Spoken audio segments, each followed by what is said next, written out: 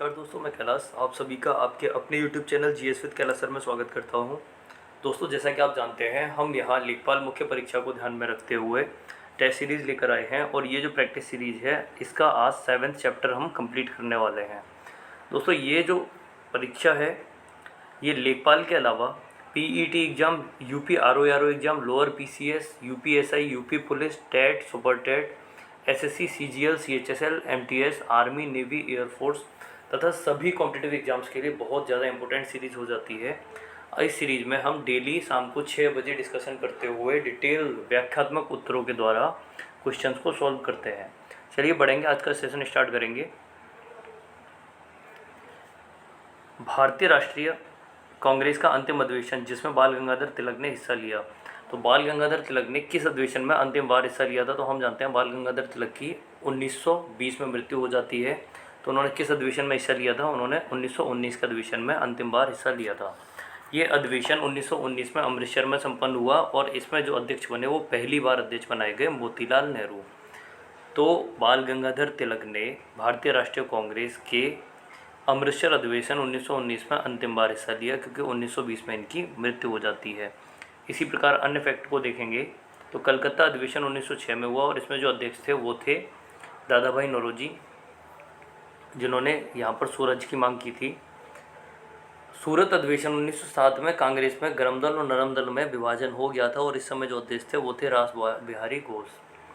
कलकत्ता अधिवेशन 1917 में Shrimati Annie Besant को कांग्रेस की पहली महिला अध्यक्ष बनने का सौभाग्य प्राप्त हुआ।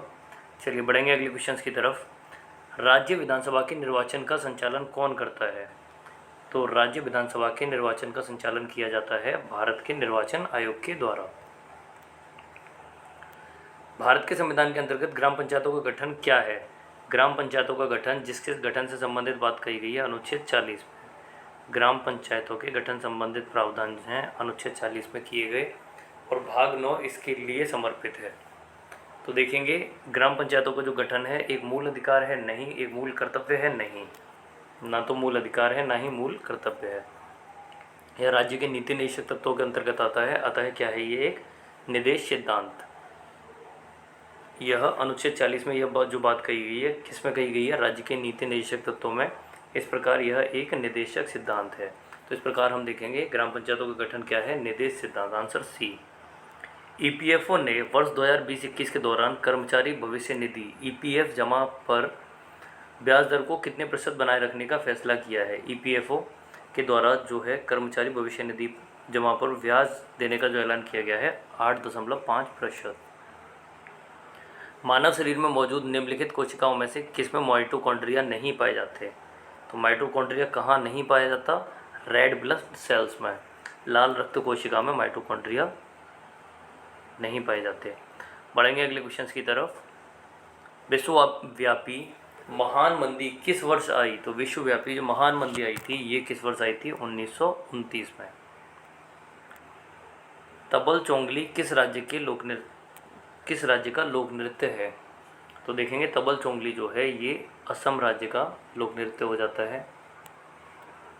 कंप्यूटर सिस्टम में कैश का प्रयोग बढ़ाता है। कंप्यूटर सिस्टम में जो कैश का प्रयोग बढ़ाया जाता है मेमोरी तक पहुंच बढ़ाने हेतु उपलब्ध स्पीड। कैश का जो प्रयोग किया जाता है किस लिए? मेमोरी तक पहुंच बढ़ाने हेतु उपलब्ध स्पीड। भारत की प्रथम हिंदी साहित्यिक पत्रिका की स्थापना किसके द्वारा की गई? तो भारत की प्रथम हिंदी साहित्यिक पत्रिका की जो स्थापना की गई ये की गई भारतेंदु हरिश्चंद्र के द्वारा। अर्जुन अवार्ड पाने वाले देश के पहले आईएएस अधिकारी कौन बने हैं? हम जानते हैं हाल ही में सुहास एलवाई जो नोएडा के डीएम हैं इन्हें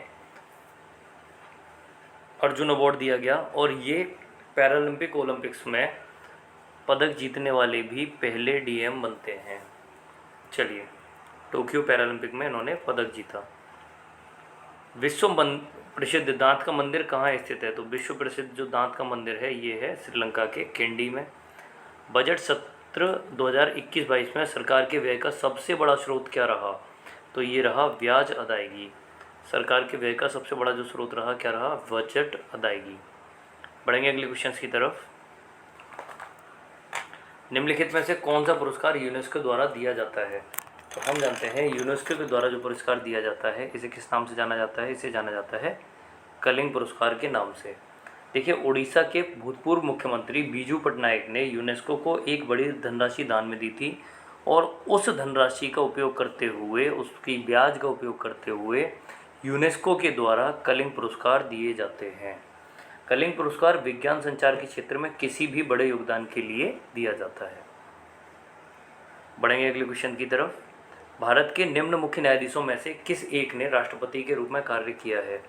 तो ये भारत के कुछ सुप्रीम कोर्ट के जज रहे, इनमें से किसने, मुख्य न्यायाधीश ने राष्ट्रपति के रूप में कार्य किया है या कार्यवाहक राष्ट्रपति के रूप में कार्य किया है? तो जस्टिस एम हिदायतुल्ला। उत्तर प्रदेश में प्रथम जैव प्रौद्योगिकी पार्क कहाँ स्थापित किया गया? तो ये जो स्थापित किया गया लखनऊ में। ईप्रोम का अर्थ है, ईप्रोम का अर्थ हो जाता है erasable programmable read only memory. तो ईप्रोम का अर्थ क्या हो जाता है? कंप्यूटर से संबंधित क्वेश्चन आपका, erasable programmable read only memory. चलिए अगले क्वेश्चन की तरफ बढ़ेंगे। ऑस्ट्रेलिया में स्थित कालगुरली किसके लिए विख्यात है? तो ऑस्ट्रेलिया में स्थित कालगुरली जो विख्यात है ये स्वर्ण उत्पादन के लिए विख्यात है। प्लास्टर ऑफ पेरिस का रासायनिक नाम क्या है? तो प्लास्टर ऑफ पेरिस का रासायनिक नाम calcium sulphate hydrate, calcium sulphate hydrate. दोस्तों, इस प्रकार की सीरीज आपके लिए डेली शाम को 6:30 बजे लाई जाती है। जिस किसी ने अभी तक चैनल को सब्सक्राइब नहीं किया है, एक बार सभी लोग चैनल को सब्सक्राइब कर देंगे और वीडियो को लाइक कर देंगे और इस वीडियो को अधिक से अधिक शेयर कर देंगे, जिससे बाकी लोग भी इससे जुड़ पाएँ और ये सीरीज़ डेली आपके लिए इसी प्रकार से शाम को 6 बजे लाई जाती रहे। सरस्वती सम्मान किस क्षेत्र के विशिष्ट कार्य के लिए दिया जाता है? तो सरस्वती सम्मान जो है साहित्य के क्षेत्र में विशिष्ट कार्य के लिए दिया जाता है। किसके द्वारा दिया जाता है? या के बिड़ला फाउंडेशन के द्वारा दिया जाता है। 2021 में रामदरस मिश्रा को सरस्वती सम्मान से सम्मानित किया गया। देश में किस राज्य की सरकार ने मुख्यमंत्री किसान मित्र ऊर्जा योजना की शुरुआत की? तो मुख्यमंत्री किसान मित्र ऊर्जा योजना की शुरुआत राजस्थान के द्वारा की गई। राजस्थान के मुख्यमंत्री कौन है? अशोक गहलोत। सागरमाला परियोजना का संबंध है, सागरमाला परियोजना जो है नए बंदरगाहों का विकास या आधुनिक बंदरगाहों का आधुनिकीकरण। आंसर क्या हो जाएगा? ए और बी दोनों। तो 2017 में केंद्र सरकार के द्वारा ये योजना स्टार्ट की गई और ये बंदरगाहों के विकास और उनके आधुनिकीकरण से संबंधित है सागरमाला परियोजना। जान है तो जहान है अभियान की शुरुआत कब की गई? तो जान है तो जहान है अभियान की जो शुरुआत की गई 21 जून 2021 को की गई। निम्न में से किस संत को वाल्मीकि का अवतार माना जाता है?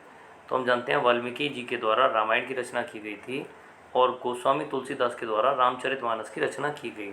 तो किस संत को वाल्मीकि का अवतार माना जाता है? गोस्वामी तुलसीदास को वाल्मीकि जी का अवतार माना जाता है। दुर्गापुर इस्पात संयंत्र किसके सहयोग से स्थापित किया गया? तो दुर्गापुर इस्पात संयंत्र जो है ये ब्रिटेन के सहयोग से, किसके सहयोग से? ब्रिटेन के सहयोग से स्थापित किया गया।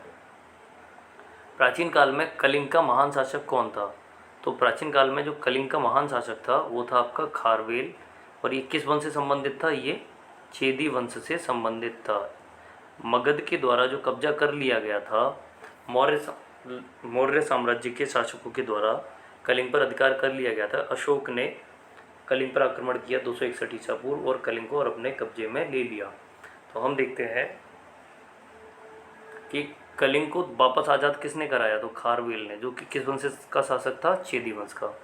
दोस्तों, इसी प्रकार की सीरीज से जुड़े रहने के लिए सभी लोग चैनल को सब्सक्राइब कर देंगे, वीडियो को एक बार लाइक कर देंगे और इसके अलावा इस सीरीज़ के बाद में आपके लिए करंट अफेयर्स की सीरीज़ है जो डेली शाम को 6:30 बजे लाई जा रही है। आप उससे भी जुड़ेंगे और अपने कमेंट्स के द्वारा बताएंगे वो सीरीज़ आपको कैसी लगती है। चलिए मिलते हैं नेक्स्ट वीडियो में। Good evening all of you. शुभ संध्या, शुभ रात्रि।